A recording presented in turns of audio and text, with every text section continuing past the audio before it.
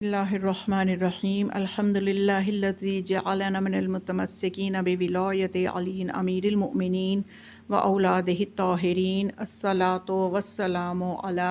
سیدنا و نبینا ابی القاسم محمد صلی اللہ علیہ وآلہ وسلم۔ 18 ذی الحج کے حوالے سے کچھ خصوصی پیغامات ہیں جو کہ میں آپ تک پہنچانا چاہتی ہوں، اور آج کے دن کی سب سے پہلے ہمیں چاہیے کہ ہم مبارکباد پیش کریں وارث غدیر جو کہ امام زمانہ علیہ السلام ہیں،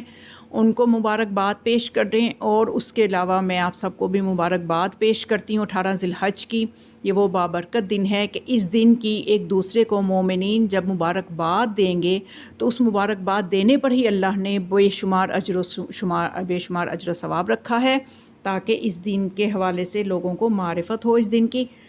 اور یہ افسوس ہے کہ آج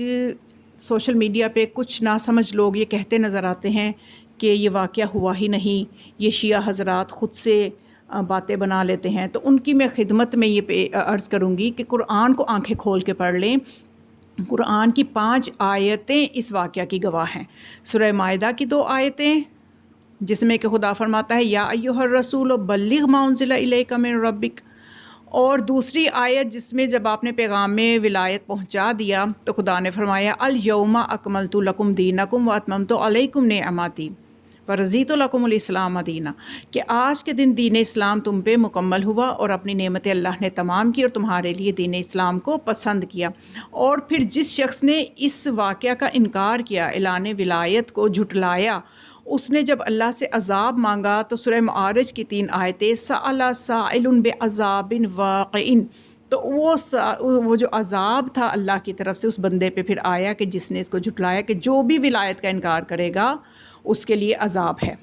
کیونکہ یہ وہ دن ہے جس میں تمام اس 110 صحابہ نے اس واقعہ کی روایت کی ہے، 110 صحابہ نے اس واقعہ کو بیان کیا ہے، ازواج نبی نے اس واقعہ کی روایت کی ہے۔ تو پھر آج کا مسلمان کیسے کہہ سکتا ہے کہ جس کی 5 آیتیں قرآن کی جو ہیں جس واقعہ کی گواہ ہوں، صحابہ روایت کریں، ازواج رسول روایت کریں، اور نبی کی زبان سے صادر ہوا ہو اور نبی ہی بالفعل وہاں پہ موجود بھی ہوں، تو پھر یہ امت اگر انکار کرے تو یہ مسئلہ بغض کا ہے اور کچھ اور نہیں۔ تو یہ وہ دن ہے کہ جس دن آپ نے مولا کائنات کی ولایت کا اعلان کیا، اور کس طرح سے کیا اس کا ذرا معیار دیکھیے کہ مولا رسول خدا کس معیار پہ لا کے بات کر رہے ہیں، کہ یہ جملہ تو ہر مومن کو، ہر شیعہ بچے بچے کو یاد ہے۔ غدیر خم پہ جو خطبہ آپ نے دیا تو آپ نے فرمایا من کنتو مولا فعلی مولا، کہ جس کا میں مولا ہوں اس کا علی مولا ہے۔ تو اب دیکھنا ہے کہ رسول خدا کس کس کے مولا ہیں۔ اگر رسول خدا عرش والوں کے مولا ہیں تو علی بھی عرش والوں کے مولا ہیں۔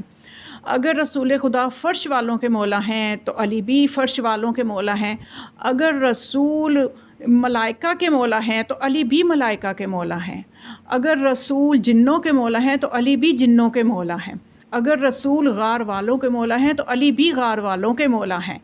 اگر رسول انبیاء کے سردار ہیں تو انبیاء کے بھی مولا ہیں، تو علی بھی انبیاء کے مولا ہیں۔ تو جو آدم کو مولا ماننے سے انکار کرے تو ہزاروں سال کی عبادت کے باوجود خدا کی نظر میں ابلیس ہے، تو جو آدم کے مولا کا انکار کرے تو سوچئے کہ اس کا انجام کیا ہوگا۔ تو جب خدا نے اپنے نبی کو اس آیت کے لب و لہجہ پہ غور کریں، جب خدا نے کہا کہ یا ایھا الرسول بلغ ما انزل الیک من ربک، اے رسول تیرے رب کی طرف سے جو پیغام 3 دفعہ جبرائیل لے کے آئے تھے، کہ اے رسول جو پیغام پہنچایا جا رہا ہے اسے اپنی امت تک پہنچا دے، تو اگر ایسا نہ کیا تو کوئی کار رسالت انجام ہی نہیں دیا۔ تو اب خدا یہ جانتا تھا کہ جب میرا نبی یہ پیغام پہنچائے گا تو اس کا اثر کیا ہوگا، اس کا نتیجہ کیا نکلے گا، کن کن دلوں پہ دورے پڑیں گے، کن کن دلوں پہ غیظ و غضب کی گھٹائیں چھائیں گی۔ تو وہ خدا نے جو دیکھ رہا تھا اپنے علم غیب سے، خدا تو دلوں کے راز جانتا ہے، علیم بذات الصدور ہے، تو وہ خدا جو دیکھ رہا تھا، جو جانتا تھا، اس لیے خدا نے فرمایا واللہ یعصمک من الناس، کہ خدا تمہیں لوگوں سے محفوظ رکھے گا، اے میرے نبی تو پیغام پہنچا دے۔ تو خدا جانتا تھا کہ لوگوں کے دلوں پہ، ہر دل پہ الگ طرح سے چوٹ لگے گی۔ تو اس چیز کو جو خدا جانتا تھا، اس کو ایک شاعر تصدق حسین شاہ شیرازی نے کتنے خوبصورت انداز سے بیان کیا ہے، تو میں 18 ذی الحج کے صدقے سے آپ کے ساتھ بھی شیئر کرتی ہوں کہ خدا یہ فرما رہا ہے ایک شاعر کی زبان میں جانتا ہوں کئی دلوں میں یہ سنتے ہی انتشار ہوگا، میں جانتا ہوں کئی دلوں میں یہ سنتے ہی، یعنی اعلان ولایت کے سنتے ہی، میں جانتا ہوں کئی دلوں میں یہ سنتے ہی انتشار ہوگا، جگر میں شدت سے درد ہوگا، نظر میں گرد و غبار ہوگا، مگر نہ کچھ ان کا بس چلے گا، نہ مطلقاً اختیار ہوگا، جو شک کریں گے شقی بنیں گے، انہی پہ تو بے شمار ہوگا، نرالا ممبر بنا کے حیدر کو آج اپنا وسیع بنا دے، نرالا ممبر بنا کے حیدر کو آج اپنا وسیع بنا دے، پکڑ کے بازو بلند کر کے علی ہے مولا انہیں دکھا دے، عجب سما تھا۔ اب یہ اس سما کے بارے میں شاعر کتنا خوبصورت انداز سے بتا رہا ہے، عجب سما تھا رسول خوش تھے، خوشی مسلط تھی دو جہاں پر، عجب سما تھا رسول خوش تھے، خوشی مسلط تھی دو جہاں پر، فرشتے دیتے رہے مبارک زمین پر اور آسماں پر، حقیر ذرے بھی اڑ کے جاتے دکھائی دیتے تھے کہکشاں پر، تمام مولائی کہہ رہے تھے گھروں میں تھے وہ جہاں جہاں پر، جیسے آج آپ گھروں میں جہاں جہاں بھی ذکر سن رہے ہیں تو مولائی کیا کہہ رہے تھے؟ شاعر کہتا ہے تمام مولائی کہہ رہے تھے گھروں میں تھے وہ جہاں جہاں پر، علی اخی ہے علی سخی ہے علی وسیع ہے علی ولی ہے، علی علی ہے علی علی ہے علی علی ہے علی علی ہے۔ آپ سب مولا کائنات کی خوشنودی کے لیے جو بھی سن رہا ہے صلوات پڑھ دے۔ تو یہ ایک خوبصورت دن ہے جس کی بہت سی برکتیں ہیں، جس کی اتنی برکتیں اللہ نے رکھی ہیں، اور ایک دن پہلے ہی یہ پیغام پہنچانا میں نے اس لیے ضروری سمجھا کہ اس کے کچھ اعمال ہیں جو میں آپ کے گوش گزار کر دوں، کہ اس دن کے غسل کی بہت فضیلت ہے، اور غسل جو اس دن کا ہوگا وہ رجائے مطلوبیت کی نیت سے ہوگا، مستحب کی نیت سے نہیں ہوگا، یعنی جیسے اس میں آپ نے نیت کرنی ہے، نیت کرتی ہوں غسل عید غدیر کی رجائے مطلوبیت کی نیت سے قربتاً الی اللہ، تو اس کے بعد جو ہے جب یہ غسل ہوگا اس کے بعد وضو بھی کرنا ہوگا نماز کے لیے، تو اس دن کے لیے جو اعمال ہیں ان کی اتنی زیادہ فضیلت ہے کہ اس دن اگر کوئی بندہ کسی کو مسکرا کر ہی دیکھ لے، کوئی مومن کوئی مومنہ آپس میں گھر والوں سے مسکرا کے بات کریں، کوشش کریں کہ 18 ذی الحج کے دن کا جب سورج طلوع کرے تو آپ اپنی مشکلات کو وارث غدیر کے حوالے کر دیں، زمانے کے امام کے حوالے کر دیں کہ ان کے جد کی خوشی کا دن ہے، آپ اپنی کسی مشکل کو سوچیں بھی نہ، اور تمام مشکلات کو مشکل کشا کے صدقے سے اللہ دور کر دے گا، تو آپ بس اس دن خوشی منائیں اور مسکرا کے آپس میں ایک دوسرے سے بات چیت کریں، گھر کے افراد آپس میں مسکرا کے ایک دوسرے سے بات چیت کریں۔ کس لیے مسکرائیں؟ نیت یہ ہو کہ آج غدیر ہے، آج اعلان ولایت ہوا تھا، آج مولا کائنات کا بلا فصل خلیفہ ہونے کا اعلان ہوا تھا، تو اس دن صرف مسکرانے پہ خدا نے اتنا اجر و ثواب رکھ دیا ہے کہ عقلیں حیران ہیں۔ معصوم فرماتے ہیں کہ جو 18 ذی الحج کے دن مسکرا کے دیکھے گا کسی کو تو قیامت کے دن خدا اس پہ نظر رحمت ڈالے گا۔ قیامت کا دن کتنا خوفناک ہولناک دن ہے، روایات میں بھی آپ نے قرآن میں بھی پڑھا، سوچی اس دن کتنی ضرورت ہوگی ہر ایک کو کہ ہمیں خدا کی نظر رحمت مل جائے، ہم پہ خدا نظر رحمت آپ تو آپ اس چیز کو بڑی آسانی سے حاصل کر سکتے ہیں اگر 18 ذی الحج کو اپنے دکھ درد بھلا کے مولا کی ولایت کا جشن منائیں اور مسکراتے چہرے کے ساتھ دن کو گزاریں، تو اس کے عوض میں آپ کو یہ ملے گا کہ پہلی چیز جو ملے گی وہ قیامت کے دن نظر رحمت، دوسری نعمت یہ ملے گی کہ خدا اس بندے کی 1000 حاجات کو پورا کرتا ہے، اور پھر تیسری چیز یہ ملے گی کہ جنت میں اس کے لیے سفید موتیوں کا محل تعمیر ہوگا، اور چوتھی نعمت یہ ملے گی کہ خدا اس چہرے کو خوبصورت بنا دیتا ہے جو غدیر کے دن مسکراتا ہے مولا کی محبت میں۔ تو دیکھیے ویسے خوبصورت چہرے بنانے کے لیے کتنی کریمیں خریدی جاتی ہیں، کتنے ٹوٹکوں پہ عمل کیا جاتا ہے، کتنی محنت کی جاتی ہے، تو چلیں آج ایک آسان نسخے پہ عمل کریں،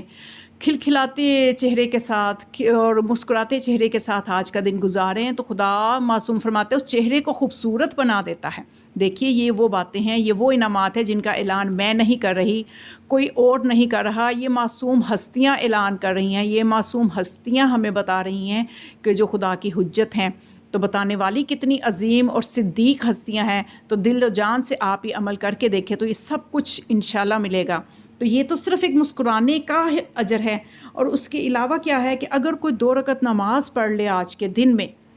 2 رکعت نماز 18 ذی الحج کو کس وقت پڑھنی ہے؟ ظہر کا اول وقت ہوتا ہے زوال کے ساتھ، نصف النہار، جو ہی زوال کا وقت ہو ظہر کا وقت شروع ہو جاتا ہے، تو نماز ظہر کے اول وقت سے آدھا گھنٹہ پہلے، یعنی زوال آفتاب سے آدھا گھنٹہ پہلے وہ نماز پڑھنی ہے۔ اور ظاہر ہے کہ اس سے پہلے آپ عید غدیر کا غسل کریں جیسے میں نے بتایا، اس کے بعد وضو کریں، اس کے بعد یہ 2 رکعت نماز پڑھیں۔ نماز کس طرح سے ہے کہ اس کی نیت کرنی ہے کہ پڑھتی ہوں 18 ذی الحج کی عید غدیر کی نماز قربتاً الی اللہ۔ تو اس کے بعد آپ نے پڑھنی کس طرح سے ہے کہ دونوں رکعتوں میں آپ نے سورہ الحمد کے بعد 10 مرتبہ سورہ توحید، 10 مرتبہ آیت الکرسی اور 10 مرتبہ سورہ قدر پڑھنی ہے۔ اب آیت الکرسی آپ خالدون تک پڑھ لیں، خالدون تک پڑھنا مشکل لگے تو آپ اس کو علی العظیم تک بھی پڑھ سکتے ہیں۔ تو 10 مرتبہ آیت الکرسی پڑھنی ہے، ٹھیک ہے، سورہ الحمد کے بعد، اور 10 مرتبہ سورہ توحید، 10 مرتبہ آیت الکرسی، 10 مرتبہ سورہ قدر، یہ دونوں رکعتوں میں اسی طرح سے صورتوں کو پڑھا جائے گا۔ تو اس نماز کے باقی صبح کی نماز کی طرح قنوت، تشہد، سلام سب کچھ ویسے ہی ہوگا۔ تو اب یہ نماز کا ملے گا کیا کہ وہ اجر ملے گا جو کہ آپ پورے سال کے اعمال ڈھونڈ لیں، کسی بھی دن کے اعمال ڈھونڈ لیں، ماہ رمضان کے اعمال میں دیکھ لیں، اتنے بڑے اعلانات آپ کو کہیں نہیں ملیں گے جو اعلان خدا آج کے دن کے اعمال پہ کر رہا ہے۔ اس نماز کے عوض ملے گا یہ کہ اس بندے کو 1 لاکھ حج اور 1 لاکھ عمرے کا ثواب ملے گا۔ اتنا عظیم اجر و ثواب ملے گا۔ گرچہ وہ ایک واجب حج اگر انسان پہ ہے تو وہ تو اپنے مقام پہ اس نے ادا کرنا ہی ہے، ایسا نہیں ہے کہ کسی پہ حج واجب ہے تو آج کے دن 2 رکعت نماز پڑھے اور کہے کہ مجھے تو لاکھ حج مل گئے تو اب میرا وہ حج ساقط ہو گیا، تو ایسا نہیں ہے۔ شرعی مسئلہ میں ساتھ ساتھ اس لیے بتا رہی ہوں کہ پورا پیغام دینا چاہیے، ایسا نہ ہو کہ کوئی مس گائیڈ ہو جائے۔ تو آپ نے مطلب یہ خدا فضیلت بتا رہا ہے، واجب حج تو اپنے موقع پہ جس پہ واجب ہے وہ ادا کرے گا، لیکن اس نماز کے عوض اس کو مقبول لاکھ حج، لاکھ عمرے کا ثواب ملے گا۔ اور اس کے علاوہ اس کی حاجات جو ہیں وہ آسانی سے پوری ہو جائیں گی، جتنی بھی دنیا اور آخرت کی حاجات ہوگی خدا ان کو آسانی سے پورا کر دے گا۔ اور پھر آج کے روزے کا ثواب جو آپ کو کسی دن کے روزے کا بھی اتنا ثواب نظر نہیں آئے گا روایات میں، جو آج کے دن کے روزے 18 ذی الحج کے روزے کا ثواب کیا ہے کہ معصوم فرماتے ہیں، مولا فرماتے ہیں کہ جیسے اس نے پوری عمر روزہ رکھا، اتنی عمر کے جو پوری دنیا کی عمر ہے اتنا روزہ رکھا، اتنی فضیلت ملے گی۔ یعنی کیا کہ اگر جس دن دنیا کا آغاز ہوا اور جس دن اختتام ہوگا، یہ جتنے دن بنتے ہیں جیسے ہر روز وہ روزے سے تھا، اب یہ دن کو شمار ہی نہیں کر سکتا کہ دنیا کا کب آغاز ہوا اور کب تک چلے گی۔ اتنا ہی زیادہ دنوں کے روزوں کا ثواب اس بندے کو ملے گا جو 18 ذی الحج کو روزہ رکھے گا، تو مولا فرماتے پوری دنیا کی عمر کے جتنا ثواب ملے گا۔ اور پھر آج کے روزے کی اگر کوئی افطاری کسی کو کروا دے، گرچہ ایک مومن کو، ویسے تو گھر میں جو کفالت کر رہا ہے اس کی زیر کفالت 2، 4، 6 جتنے لوگ ہیں وہ افطاری کریں گے، تو سوچئے اس اجر و ثواب کو تو ہم اندازہ ہی نہیں کر سکتے۔ ایک مومن کی افطاری کے اوپر ہی جو ہے معصوم فرماتے ہیں، مولا کائنات فرماتے ہیں کہ اس کو اتنا اجر و ثواب ملے گا کہ ایک فئام کی افطاری کروائی ہو۔ تو ایک شخص نے پوچھا کہ مولا فئام کیا ہے؟ تو آپ نے فرمایا فئام 1 لاکھ انبیاء، شہداء اور صدیقین کی افطاری کروانا۔ فئام سے مراد 1 لاکھ انبیاء ہیں، شہداء ہیں، صدیقین ہیں۔ تو اتنا اجر و ثواب ہے ایک مومن کے روزے کو بھی اگر آپ افطار کروائیں۔ کوئی غریب مومن ہو تو تب بھی بہت زیادہ اجر و ثواب ہے، اور اگر غریب مومن اپروچ میں نہیں ہے تو ایسا نہیں ہے کہ اجر و ثواب نہیں ملے گا۔ آپ گھر میں ہی کسی کی بھی افطاری کروا دیں، اپنے بچوں کی افطاری کروا دیں، جو بھی ہے آج کے دن افطار کا اتنا بڑا ثواب ہے۔ تو اس کے علاوہ جو شخص کسی مومن کی زیارت کے لیے آج کے دن جاتا ہے تو اس کے لیے خدا فرماتا ہے کہ اس کی قبر میں 70 نور خدا داخل کرے گا، جو آج کے دن عید کی خوشی میں کسی مومن کو ملنے جائے، کسی عزیز رشتہ دار کو ملنے جائے، تو خدا اس کی قبر میں 70 نوروں کو داخل کرے گا جب وہ مرے گا، اور قبر اس کی وسیع کر دے گا، اور ہر روز 70,000 ملائکہ اس کی قبر کی زیارت کریں گے اور اس شخص کو جنت کی بشارت دیں گے جو اپنی زندگی میں 18 ذی الحج کو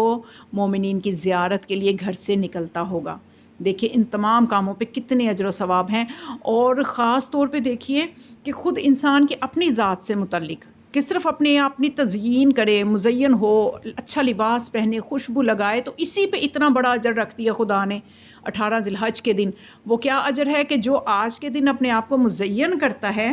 اس کے لیے خدا اس کے گناہوں کو معاف کر دیتا ہے، اور اس کے لیے فرشتے معین کر دیتا ہے، معمور کر دیتا ہے، جو اس کی نیکیاں لکھتے رہتے ہیں تاکہ آئندہ سال تک اس کے درجات جو ہیں وہ بلند ہوتے رہیں۔ تو یہ سوچنے کی بس یہ ایک پیغام ہے جو میں دینا چاہتی ہوں کہ آج کے دن خدا نے اتنے اجر و ثواب کیوں رکھے، اتنی فضیلتیں کیوں رکھیں؟ اس لیے رکھیں کہ اس کی امت جو ہے وہ پہچان لے کہ ہدایت کا سلسلہ کہاں سے شروع ہو رہا ہے، کیونکہ ہدایت کا پہلا فرد مولا کائنات ہیں، تو سلسلہ نبوت کے بعد سلسلہ ہدایت کا آغاز ہونا ہے۔ خدا نہیں چاہتا کہ اس کی مخلوق جہنم میں جائے، اس لیے خدا چاہتا ہے کہ آج کے دن کی رغبت ہو، پہچانو کہ آج کے دن کا ہادی کون ہے، اس کے دامن کو تھامو گے، جب علی کو پہچان لو گے تو 11 کی پہچان ہو جائے گی اور جنت کا راستہ سیدھا تمہیں مل جائے گا۔ اور اگر پہلا ہادی ہی تم نے غلط پکڑ لیا تو اسی لائن پہ تمہارے باقی ہادی بھی ویسے ہی ہوں گے جو تمہیں جہنم کی طرف لے جائیں گے۔